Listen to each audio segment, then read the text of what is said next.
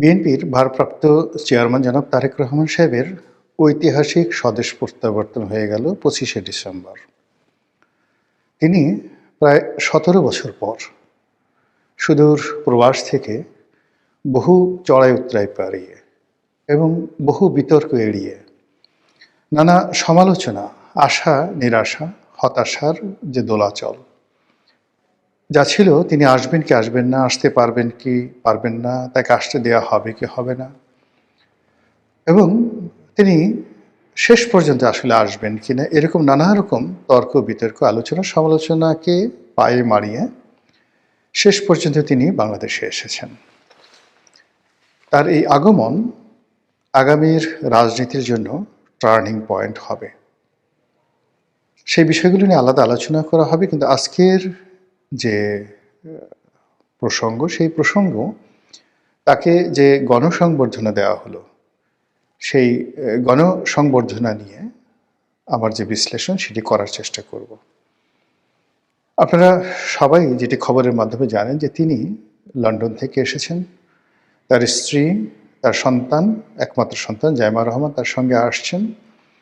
আর পত্রপত্রিকা আরেকটি খবর এসেছে, সেটি হলো তাদের যে প্রিয় পোষা বেড়াল রয়েছে জেবু। তো জেবুর জন্য পাসপোর্ট হয়েছে, ভিসা হয়েছে এবং জেবুও বাংলাদেশে এসেছে।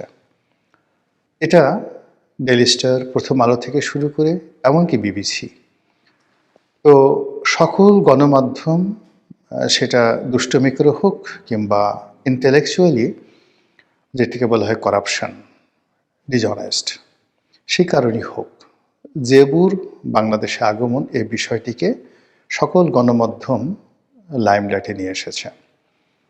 এটি নিয়ে প্রচুর আলোচনা হচ্ছে, তর্ক হচ্ছে, বিতর্ক হচ্ছে, যা আগামী দিনে বিএনপি রাজনীতির জন্য অনেকটা বুমেরাং হয়ে পড়বে।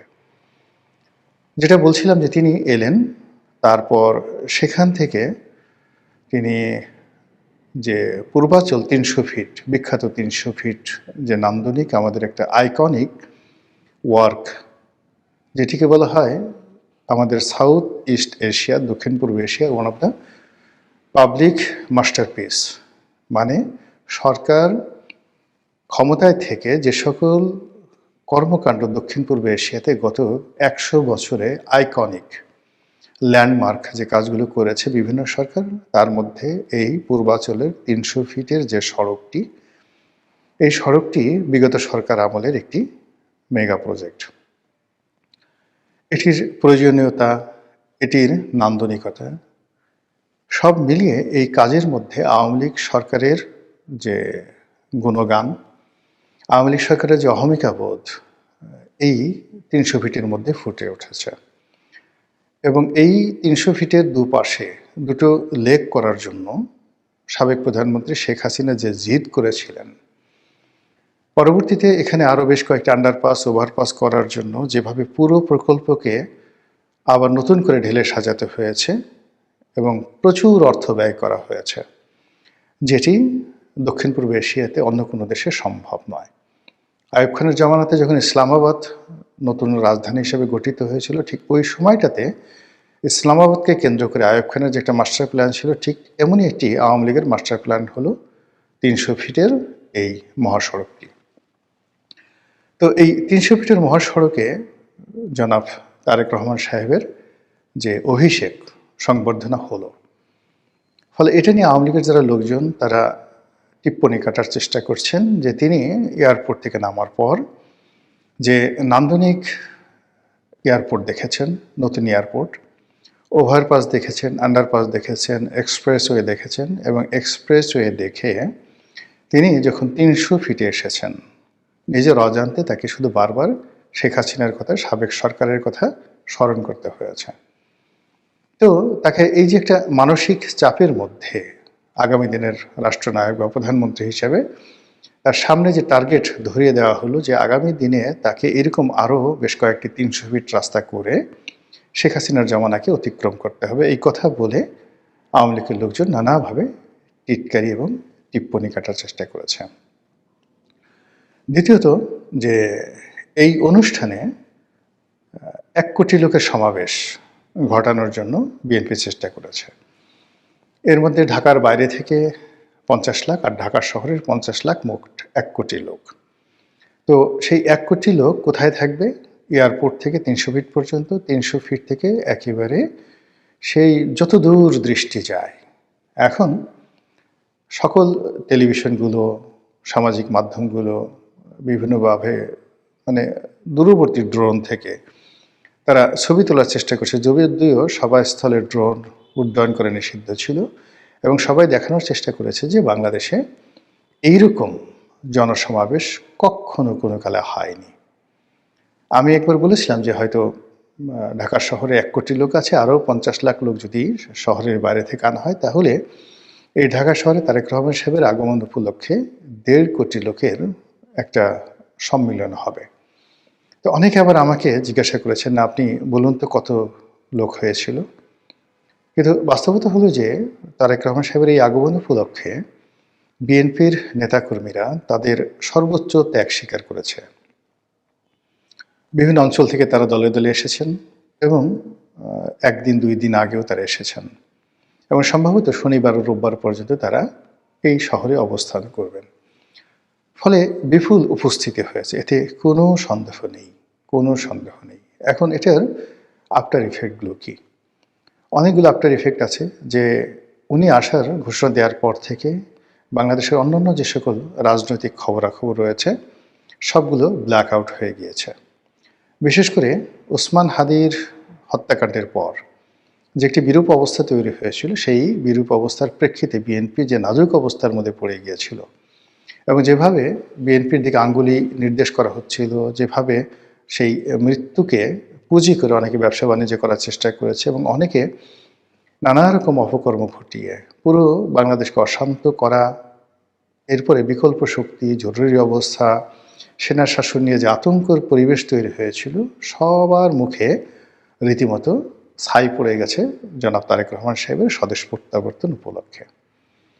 এখন প্রশ্ন হলো যে এই যে একটা বিশাল একটা ইমেজ তৈরি হলো, একটা আবেগ তৈরি হলো, একটা উচ্ছ্বাস তৈরি হলো, এটি কতদিন থাকবে এবং এটির আলটিমেট গোল কি? দুটো হতে পারে। প্রথমত হলো যে এই যে তিনি আজকের দিনে যে ভাইবটি তুলেছেন, এটি যদি তিনি ধরে রাখতে পারেন তাহলে তিনি অঘোষিত প্রধানমন্ত্রী। পরবর্তী যে কয়টি দিন আছে সেই কয়টি দিন মূলত তার কথা মতোই বাংলাদেশ চলবে, যদি তিনি সেটি ধরে রাখতে পারেন। 2 নম্বর হলো যে এই সময়টিতে বাঙালি যেটি চায় সেটা হলো ক্ষমতা দেখতে চায়। এই সময়টিতে তাকে ক্ষমতা প্রয়োগ করতে হবে।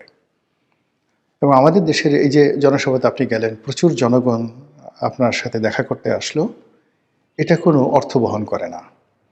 অর্থ বহন করে হলো যে আপনি যেখানে বসে আছেন সেখানে ক্ষমতাধর লোকরা কীভাবে রেসপন্ড করে, অর্থাৎ সেনাবাহিনীর প্রধান, তারপর রাষ্ট্রপতি, প্রধান উপদেষ্টা, পুলিশের আইজি, র্যাবের প্রধান, বড় বড় জেনারেল, তারা এই সময়টিতে তারেক রহমান সাহেবের সঙ্গে কিভাবে দেখা করেন, কিভাবে কথা বলেন, এবং বিএনপির নেতাদেরকে কিভাবে মূল্যায়ন করেন, এটার উপরে নির্ভর করে সমস্ত কিছু।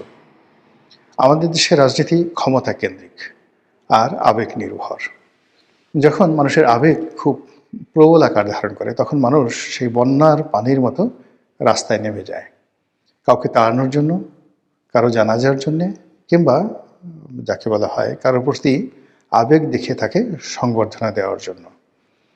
1981 সনে যখন শেখ হাসিনা বাংলাদেশে এসেছিলেন, ওই সময়ের ঢাকাতে প্রচণ্ড বৃষ্টি ছিল মে মাসে।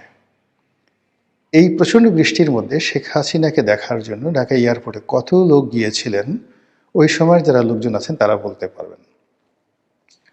দ্বিতীয়ত, বঙ্গবন্ধু যখন 10ই জানুয়ারিতে এসেছিলেন তখন কত লোক হয়েছিল। তৃতীয়ত, সেই যে বেসিক ডেমোক্রেসির আন্ডারে আইয়ুব খান এবং মোহতারেমা, যাকে বলা হয় ফাতেমা জিন্নাহ, তারা যে প্রতিযোগিতা করেছিলেন, সেই সময়টিতে ফাতেমা জিন্নাহ বাংলাদেশে এসেছিলেন, এবং ঢাকা থেকে চট্টগ্রামে যেতে তার বেশ কয়েকদিন সময় লেগেছিল।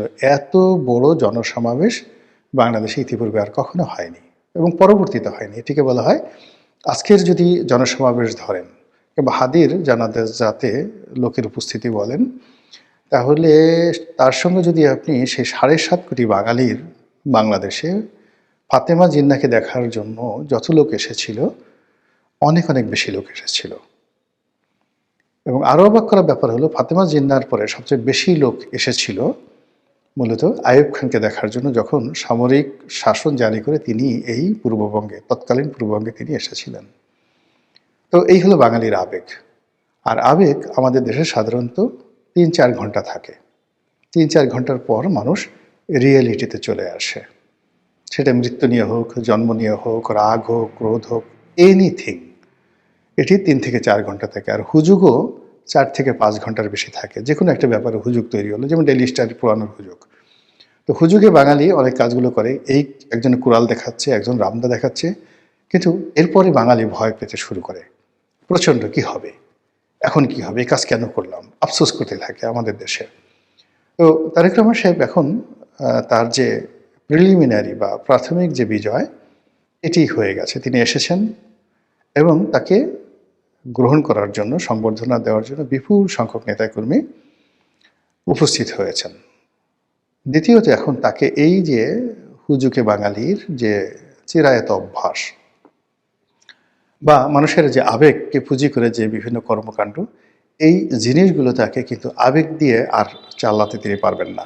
তার ব্যাপারে মানুষের আবেগ সেই ২৫ তারিখের মধ্যেই শেষ হয়ে গেছে। ২৬ তারিখ থেকে তাকে দেখাতে হবে ক্ষমতা, তাকে দেখাতে হবে শৃঙ্খলা, তাকে দেখাতে হবে ব্যতিক্রমধর্মী কোনো কিছু, এবং কোনো কথাবার্তা বলার চেয়ে অ্যাকশনটাই হলো তার জন্য সবচেয়ে বড় এই মুহূর্তে পুঁজি।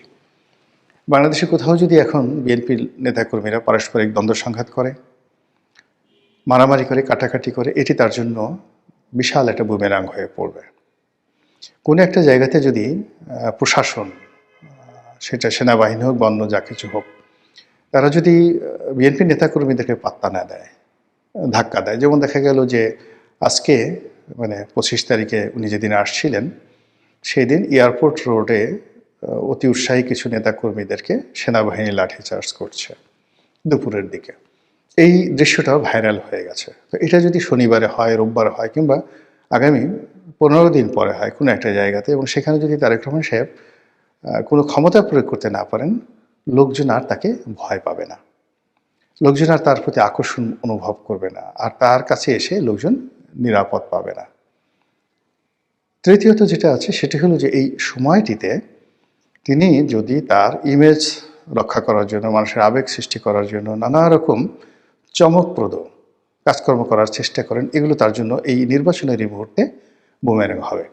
তিনি যদি টুপি মাথায় দেন, নামাজ পড়েন, কথায় কথায় আল্লাহ রাসূলের কথা বলেন, মোনাজাত করার চেষ্টা করেন, আরবিতে কথা বলার চেষ্টা করেন, মাজারে যান, যত বেশি ছুটোছুটি করবেন তত তার ব্যাপারে মানুষের আকর্ষণ কমতে থাকবে এবং মানুষের হুজুগও কমে যাবে, এবং তখন মানুষ নানা রকম ট্রল করা শুরু করবে তার বিভিন্ন বিষয় নিয়ে। তিনি যেহেতু ১৭ বছর পর বাংলাদেশে আসছেন, বাংলাদেশের তার যে খাবার দাবার, এই খাবার দাবার খেয়ে এই পরিবেশে তাকে স্যুট করতে অ্যাটলিস্ট ১ সপ্তাহ সময় লাগবে।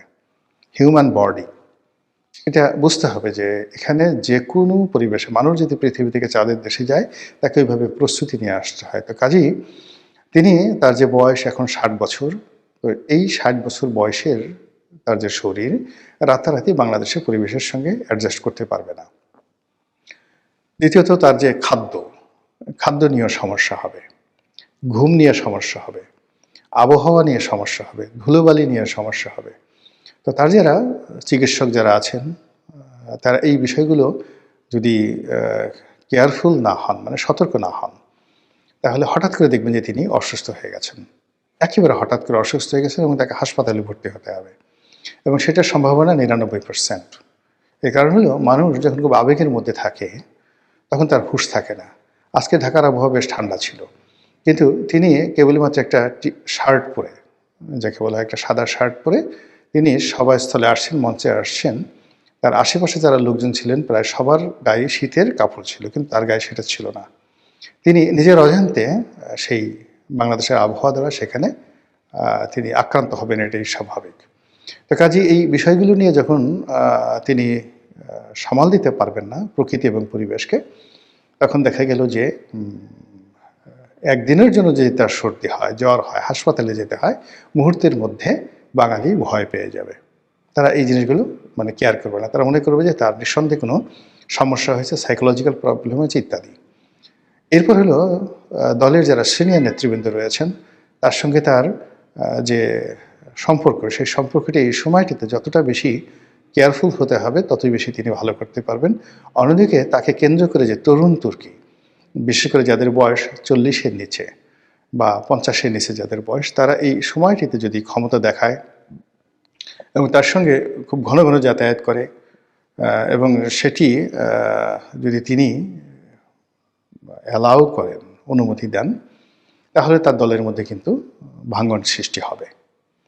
বোঝার চেষ্টা করুন যে এই যে দলে ৭০ ঊর্ধ্ব যে সকল নেতৃবৃন্দ রয়েছেন তাদের মান, সম্মান, মর্যাদা এগুলো যেন তারেক রহমান সাহেবকে লক্ষ্য করতে হবে। এখন দেখা গেল যে লন্ডনে তিনি যাদের সঙ্গে চলতেন, যাদের সঙ্গে কথাবার্তা বলতেন, তাদের সঙ্গে তিনি ঘন্টার পর ঘন্টা যদি আলাপ আলোচনা করেন এবং তারা কোনো রকম বিনা অনুমতি ছাড়া দিদারসে সেখানে ঢুকে যাচ্ছে, কথাবার্তা বলছে, এটা যারা সিনিয়র নেতৃবৃন্দ রয়েছেন, অভিজাত রয়েছেন, এলিট রয়েছেন, তাদের জন্য মারাত্মক একটা সাইকোলজিক্যাল প্রবলেম তৈরি করবে। তো এই বিষয়গুলো আগামী ৪-৫ দিনের মধ্যেই সেটেল হয়ে যাবে যে তিনি আসলে বাংলাদেশের মতো এই যে ২০২৫ সনের যে পরিবেশ পরিস্থিতি, রাজনীতির যে অবস্ট্রাগলগুলো রয়েছে, এইগুলো তিনি আসলে প্র্যাকটিক্যালি, এর আগে যেটা করেছেন থিওরিটিক্যালি, এখন প্র্যাকটিক্যালি তিনি সেই জিনিসগুলো কীভাবে সমাধান করেন এবং সেই সমাধানে যদি তিনি চমক তৈরি করতে পারেন, তাহলে চারিদিকে প্রশংসায় তিনি ভাসবেন আর তাকে কেন্দ্র করে এক ধরনের নস্টালজিয়া তৈরি হয়ে যাবে। তাকে কেন্দ্র করে মানুষের মোহ বাড়তে থাকবে এবং এইভাবে তিনি অঘোষিত প্রধানমন্ত্রী রূপে নির্বাচনের বৈতরণী পার হতে পারবেন। কিন্তু উইদিন 7 ডেজের মধ্যে যদি তিনি অসুস্থ হয়ে পড়েন, তার দলের মধ্যে যদি সিনিয়র এবং জুনিয়রদের মধ্যে দ্বন্দ্ব সংঘাত হয়, তার দলের মধ্যে যদি কে ভাইয়ার খুব কাছে, কে ভাবির খুব কাছে, কে বেগম জিয়ার লোক, কে এতদিন ভাইয়ের সঙ্গে খাতির রাখেনি, এই বিষয়গুলো যদি একটি শব্দ উচ্চারিত হয় বিএনপির যে কোনো অফিসে, সেটা পল্টন অফিস হোক, চেয়ারপারসনের অফিস হোক কিংবা তারেক রহমান সাহেবের নিজের অফিস হোক, এটি দলের জন্য সর্বনাশ ডেকে নিয়ে আসবে এবং হুজুগে বাঙালির হুজুগ মুহূর্তের মধ্যে বন্ধ হয়ে যাবে। এবং যারা উৎপেতে আছেন তারেক রহমান সাহেবের ব্যর্থতা দেখার জন্য, তারা ওই সময়টিকে ম্যাটিকুলাসলি এত চমৎকারভাবে কাজে লাগাবেন যে